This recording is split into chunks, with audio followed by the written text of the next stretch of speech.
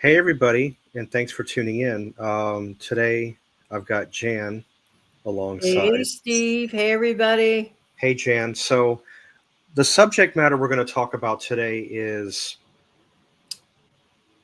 scraps or food scraps, more or less, whether it's frozen or refrigerated, could be tomorrow's meals. And that's, and Jan, from what I understand, you've got a few that you'd like to share. Well, yeah, by the way, thanks for having me here and Yeah. hope everybody had a nice Christmas. And it's good to Hmm. see you in a way. You're like, even though we're not seeing each other right now, we're on audio. But you want to know something, Steve? You are so right. And I am really glad that you touched upon the subject of food scraps. Now, it doesn't sound appetizing. Food scraps. What do I personally think of when I hear the word food scraps? Sometimes you just might think of something unpleasant. I'm not talking about anything unpleasant, but we have a lot of, some people call them leftovers. I prefer to call them do overs, working with the foods that we have and utilizing them to the max. Steve and I do not believe in food waste. We think that's awful. It's just wrong on so many levels. And not only are we wasting food, but we're wasting money on stuff that we already paid for. But you know what I discovered recently, Steve? Something old fashioned that, let's say, great grandma like used to work with all the time. Flour. I did not utilize all purpose flour as much as I could have. So, what I've been doing, and this is the goodness honest truth, I've been experimenting more with making meals literally from scratch instead of always relying on a frozen convenience foods. I'll give an example. Recently, I researched some like frozen pizzas and everything. I looked at the back of the box, and I wasn't so happy with all the ingredients and the stuff I don't like that's just written on the back of the box. I wanted a more simplistic, more healthier version, and as it turns out to be less expensive. So I learned a way to make pizza, and I even did a video on this a couple of weeks back on how to make a pizza, personal pan pizza type thing for one, utilizing simplistic ingredients like flour, like water, like oil, like baking powder. I'm not interested necessarily in doing a yeast dough, although the option is always there. But it's the idea being, Steve, of working with stuff that we have. Another thing I want to mention that I'm definitely tempted to try to do is to make a dumpling from scratch. You could use that same all purpose flour, and I think it's just a matter of like ingredients like flour, water, and salt. I'm not 100%. Whatever it is, the items are very, very simple, and creating some sort of a dumpling soup. Hmm. These are so inexpensive. Most of us have these ingredients laying around, but we don't utilize them as much. Or, Steve, I just want to also add, if we're making a dinner in the beginning of the month or of the week, let's say like we make a lasagna, for example. Most of the times, we're not going to finish that lasagna, that big tray in one sitting, even if you do have a few people there. Most of the time, you do not. There's nothing wrong with cutting out a wedge or a square of lasagna, putting it into a frozen, plastic container, and putting it away for an emergency lunch when you're not in the mood of cooking. I think that people could tend to be either lazy or wasteful. We should not. And doing these things, Steve, at the beginning of the month, being more conservative with the foods that we commonly eat at the beginning of the month when it's more plentiful and available, and not wasting it. Whatever is not used is automatically, in my life, goes into the freezer. Or Hmm. if I anticipate using that item or items in other recipes throughout the week, for example, then I will keep it at bay. But I know for food safety purposes, I do not let it go past 3 days. It's the 3 day rule in the fridge. If it doesn't make it for the 3 days, it ends up in the freezer. If I know I'm not going to use it soon, it goes in the freezer. My really, really best message today is to really caution people to not waste the food they've already paid for and think of flour or other ingredients like rice, like beans, like noodles as staples to make future meals and regenerate meals all the time. We are the CEOs of our own kitchens. We could save a ton of money on our grocery bill if we pay more attention. What do you think of that, Steve? Yeah, you certainly can be. I know basically all in all, from what I've been hearing, it if you really think about it, it really boils down to a form of repurposing, is what you're doing. Um, Here's one that I like. I've actually got two different variations of it. Made it, and I've also seen it. If you make a pot roast, or if you do a roast with a type, or you make a rotisserie, not a rotisserie chicken, but a whole chicken, you know, done up like a roast, or you could do turkey. It's a blank canvas. Um, the broth that you're left with, once you know take out the meat and the vegetables and separate it up, or however you're going to do it, put it away in the refrigerator, or if you want to freeze it, either way. um, Take the broth and put it in a separate container and put it. Could you freeze it? Yes. I tend to refrigerate that because I'm going to wind up using it most likely the next day or the day after. Well, when you go to take the broth out, whether it be chicken, turkey, beef, whatever, pork, if you want to go that route, um, you want to scrape the fat off the top, and you heat up the broth. And you could take that broth very easily and convert it into something else. One of the things I like to do is very cheap, or very inexpensive, I should say. Pasta, rice, that's a couple variations.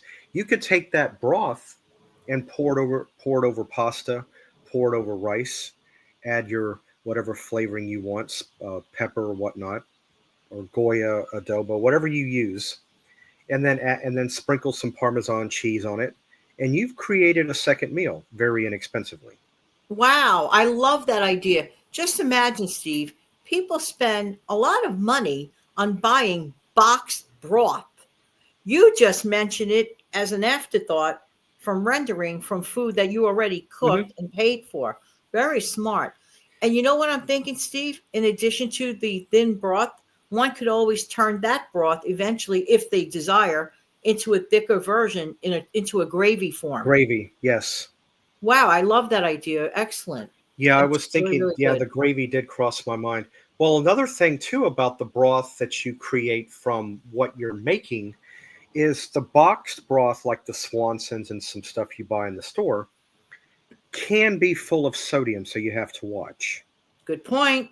Whereas the one that you create from your own natural meat, whatever you're cooking, doesn't have it. You just have natural flavoring.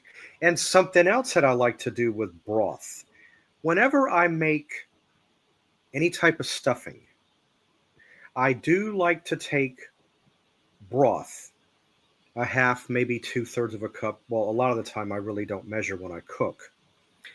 I'll take broth and I'll pour it into my stuffing Yum. to help bring the flavor up, So good. to give it that extra Instead boost. of just plain water. That's an idea. Yeah, Yeah, right. absolutely. So I tend to do that a lot of the time whenever whether it be stovetop. I prefer Pepperidge Farm. The herb seasoned is my favorite. Mm, Now, one that needs a little bit of help. I like it. I will eat it. I don't have a problem with it. Pepperidge Farm cornbread stuffing, depending on how it is, can be a little bit on the bland side. hmm. So if you have broth with your own flavoring and your own spices in it, you're going to notch it up automatically. Wow, that sounds amazing. You know what you reminded me of when you mentioned about the sodium and all that? At least with your own broth, you could control the amount of salt that you're Yep. putting in it to taste. Because a Yes. lot of things that we get at the grocery store, if you read like the labels and go, wow, is it really that high in sodium, for example? Swap out a lot of flavor, but you don't have to have a lot of salt. That's No. amazing. No, and even the lower sodium types, because there are lower sodium uh, broths, is still a little bit. still has a little bit extra salt in it. But no, nothing is ever going to beat the juice that comes from whatever you're making because it's Amazing. all natural. You know. And you know something else that I learned somewhere? If a person is in the middle of a recipe that requires milk in the recipe and they suddenly realize, oh my goodness, I'm out of milk. 9 out of 10 times, guess what I learned, Steve? A Yeah. person could swap it out and just use that same amount that would have been the amount of milk and swap it out just by using water and a little bit of oil or butter, because if you think about it, milk is basically, the fluid and a little bit of fat. So Hmm. that's a great swap out. So this is again maximizing the stuff that you have. And I really love that broth idea. It could really stretch far. I Steve, a lot of go ahead, Steve. Yeah, no. I wanted to jump in on that because no, you're right about everything you're saying is exactly right.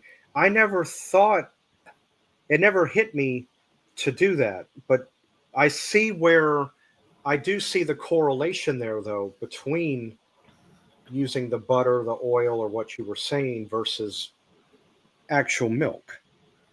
I do Yes. see that. So not. Another time that I Mhm. wanted to, so I'm sorry to interrupt you, Steve. I just want to say this quickly. Yeah, yeah, Another time, what I did was I thought that I had half and half. I didn't. I had just regular milk. So I learned in the past, if you melt a little butter and you add a little bit of butter, real butter, into your regular milk and just blend it in and use it in your recipe, that's also a yeah. workable half and half swap out.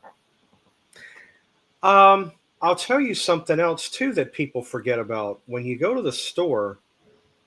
When you think half and half is a very good one. I do like to keep that a lot of the time on hand. Um, but you have three different types of whipping cream. You've got heavy, Yeah. regular, light. Now, the light whipping cream and the regular whipping cream is a little bit less expensive than the heavy, I Hmm. guess because of what's in it. But sometimes if I have whipping cream available, I don't mind putting that in my recipe because it is a little bit richer, but it tends to give it a certain Yeah. different complexity when you use it. It And really, really does. You got a good point with that. It yeah, truly and you does. don't really have to use a whole lot of it either. Right. You know. And a lot of times people think they need to add a ton of butter in their instant mashed potatoes. Not true. Did you know, for example, you could take, let's say, Steve's broth. Like, let's say you made a homemade chicken broth that you had rendered from chicken. Hmm. You could use the chicken broth in place of water, and that will give it sort of a buttery feel and a buttery slight taste to Hmm. your instant mashed potatoes. So there are really lots of swap outs that we can do if we're creative enough, to do it, and they work. It's funny that you mentioned that. I've done this with mashed potatoes in the past, not very often, but I have done it. If you really want to add a little bit more depth to your mashed potatoes, get, I don't know, maybe a tablespoon of sour cream. Oh yes, And I don't know what it does. It gives the mashed potatoes a more creamy effect or something, but amazing. um, I don't do it. I hardly ever do it. Probably should, but I know when I tried mashed potatoes with sour cream in it, I really enjoyed the way it tasted. Um, Absolutely. yeah, putting the broth in the mashed potatoes, right? Not only will it give it a little bit more of a buttery effect, but if you like, it's also going to give you a little bit of a chicken effect too. If you use, Yeah. the, you know, And the same idea applies to if you're making rice from scratch. I mean, you could take that same broth idea and work with the rice as well. yeah, chicken and rice. I guess if you wanted to go that route, yeah. Yeah. So Steve, oh, go ahead. no. I was just going to say you've got so many different, so many. If you really stop and think about it, it's very easy to convert something into something else. And It really is. It really is a money changer. It really does save money. I have another one. I have another. Again, you could also freeze it or you could refrigerate. It's really, it's really an option. Spaghetti sauce. Mm-hmm. When you make spaghetti sauce, if you have some left over, which I always like to do, but let's say you get tired of spaghetti, but you want something different. Okay, you could always take the spaghetti sauce. You can make my homemade lentils with it. That's one. That's pretty easy. You Yeah. can put it in meatloaf. That's Yeah. another one you could do. Mm-hmm. Or if you really wanted to go the extra mile, which not really though, if you think about it, because most of your work is already done for you, you can convert spaghetti sauce into chili. It's not that hard. Absolutely. What are you doing? All you're doing is adding a little bit of green pepper.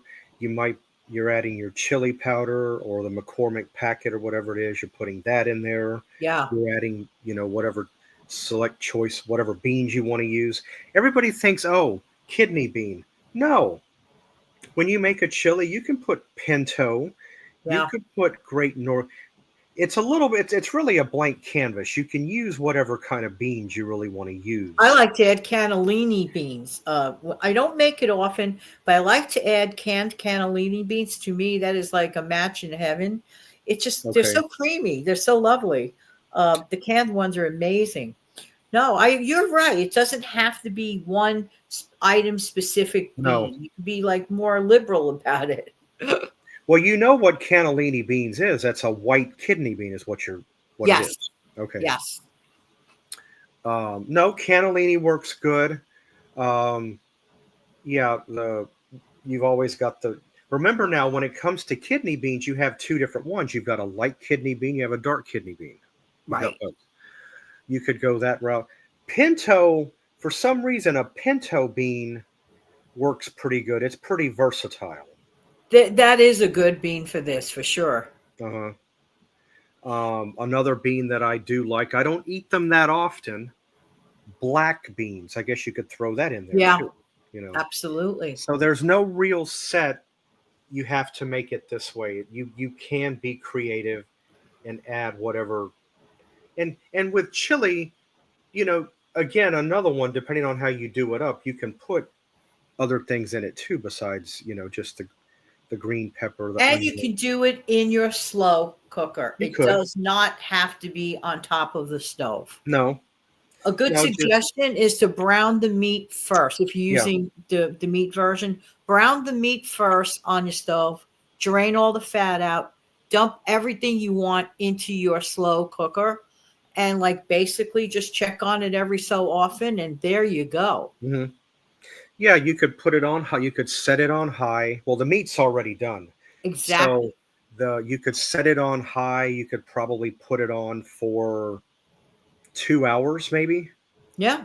May- Now, I like to let the chili powder and the flavorings. I really like to let it, absorb into the chili, because I've noticed if you let it cook a little longer, it helps with the flavor. 100%. Some things take a longer time for the flavors to develop. I just want to mention something about bread scraps. Remember how we mentioned the word scraps in the top of the show? Yeah. Here's an example of a scrap. Now, lots of time, if you have children in your life that do not like the heels of the bread loaf, they don't like the ends. You know how sometimes kids are, you have to cut the ends off or they just waste it, whatever. Do not throw those ends away, whatever you do. Mm-mm. Put them in a collection old bread bag and put that in the freezer. They make perfect future breadcrumbs. They make perfect future croutons in case you make a homemade soup. Like I'm looking forward to my split pea soup during the week, and I have these wonderful, amazing soup croutons to look forward to. Do not waste anything. And you could also use it as a future bread pudding, for example. Sometimes, some people love to buy those, what do you call that? Uncrustable, or what is that called? Uncrustable, Steve? Those peanut Now, butter and jelly Okay. yeah. That's what it is. Okay. They look cute. I'm sure they come at a cost. Yeah, it's very convenient. Maybe they taste great. I get it. I understand that. But I ask myself, is it that difficult to slap together a peanut butter and jelly sandwich, seal it off, and put it away in your own freezer and take it to work with you? Do we have to spend extra money? I think there are times that we put our money into silly places. I get it. You have kids, they want that. Actually, Steve, you want to hear the best? There's Mhm. actually a cutting machine that cuts the bread, regular bread, into like those uncrustable rounds. You could take your own peanut butter and jelly sandwich, put it in this little manual machine and smash it down. It seals it and everything. It turns it into one of those. Imagine. Oh, They sell them, I believe, on Amazon. We don't make a dime for saying this. We just thought we'd mention, no. how we could utilize things, but you're still going to have those ends of bread left. No, not to go to waste. Never, ever. So we wrap those up, throw them in the freezer, and it'll stay in the freezer quite a long time. There's another alternative that in the course of you talking about the Uncrustable, there is another alternative. Do you really have to buy Uncrustable? No, they're nice, they're cute. You can just take it out, zap it in the toaster, and poof, you got it, or microwave, whatever you want to do. Why can't you just buy pita bread, cut it in half, and do the same Amen. thing? Amen. I love pita bread. You can do a lot with it. Yeah, you can. Hamburgers. Yes. Um, you could make like cold cut sandwiches with, and it's also less in carbs too. So if you're trying to Yes. watch your You have carbs, that less bloaty feel, and it's less in carbs, 100%. hmm and you could also do something else with it. It's not Well, I guess in a way, I guess it is a form of repurposing. Then you have what you like to do with pita. You tend to take a pita and Yeah. cut it up and make chips out of it. Amen, amen, amen. And I will probably do it with this upcoming New Year's Eve. Yeah, you might as well. And then if you I got a love little, it. I then love all it. you need is a little dip to go with it if you want to dip it into something. So, 1000%. all right. Well, everybody, I hope this has given you some idea. Like Jan said in the beginning, I hope everybody had a nice Christmas. I certainly did. It was certainly an unexpected Christmas because I wound up getting, a few gifts. It was, that I wasn't expecting to get. And Very it nice. was different from the norm, from what usually occurs. But I had a nice Christmas. Yeah. Really enjoyed it. Hope everybody has a good New Year's. I myself, I'm not going to put anything else up between now and New Year's. I'm just going to wait until after the new year, and then I'll get back into my content. So I just want to give everybody a heads up there. And even though I don't need to say it and it's written down below, I want to mention this as well. Always make sure, go back and look and see that you are still subscribed. Yeah. I usually do a video on it about every 6 or 8 months or so, but YouTube, at their own little way of doing things, not that I'm talking bad about them, I'm not, will go back and unsubscribe you from a certain channel. So always go back, make sure that you are subscribed. Take a look, takes 2 minutes, because they will unsubscribe you. Because if you wonder, hey, what happened to my channel? I used to be on such and go go back and make sure that you're still a part of it. The truth. And Yeah. don't forget to click like for Steve's channel for this show. Right. Yeah. Click like. And if you like what you see, again, subscribe, because I am still trying to build subscribers to hit the 1,000 mark. That is I don't like making New Year's resolutions because they break, but that's my New Year's resolution for 2025. I'm going to hit the 1,000 mark. That's all I want. That's Awesome. all I want. That's it. So, anyway, hope everybody has a great whatever time of day it is. Always go and check out Jan's channel. The name Thank is there. you. Save Money and More with Jan. Check out her content, which is very good. It's also, Thank you so much. you're welcome. It's a mixed bag of stuff that I think you'll enjoy. But anyway, we will see you back here next time. And I hope everybody has a great, rest of 2024. And I'll see all of you guys back here next year. Bye for now.